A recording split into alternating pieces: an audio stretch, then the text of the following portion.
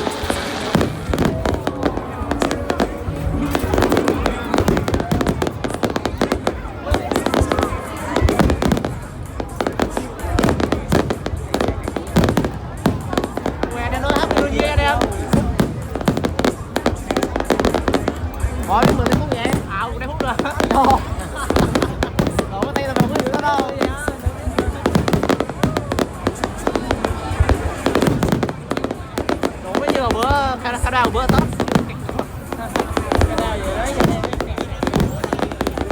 đó là hào khao lên kháng lên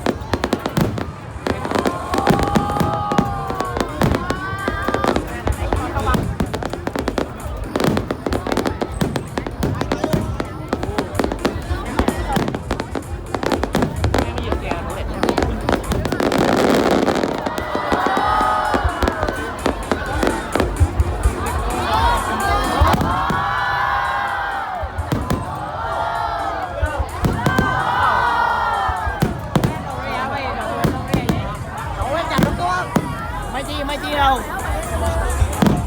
chào lắm tua bữa chào lắm tua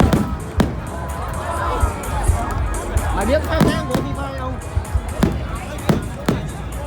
bên kia rủ đi tiếp gì vậy? Nó đi mình đi. Không có nhắc tao ra giờ như vậy nè, đe chụp gai xong. Ủa nó bay lên lâu nó vào. Cái gì nó bay lên nổ mấy màu nóng nổ xuống nó nổ này.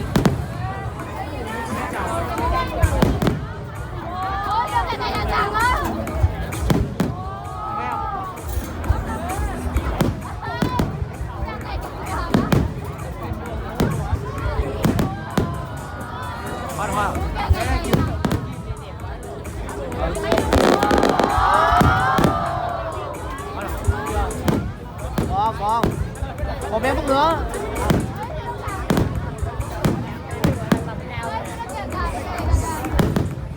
Bé tiền không ấy.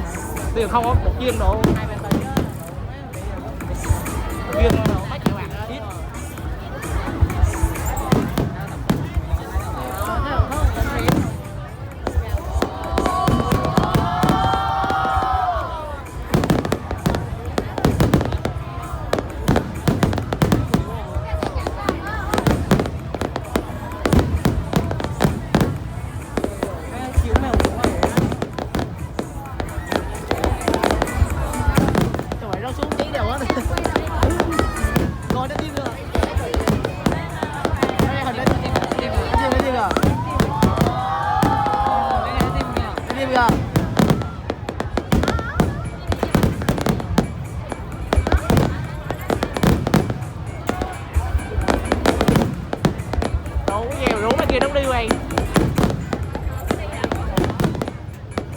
Mày nói thì tao tôi có thể chứ mày mới biết.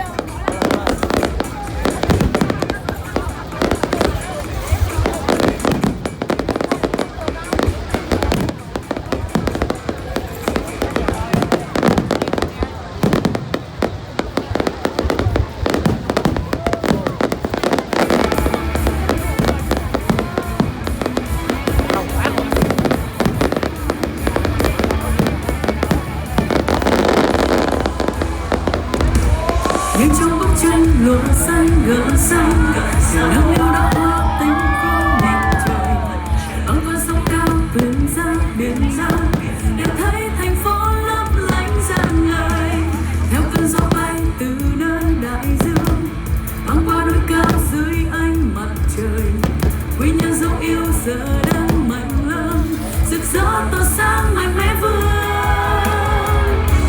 kỳ có cát trắng sóng số thơm mộng cù lao xanh như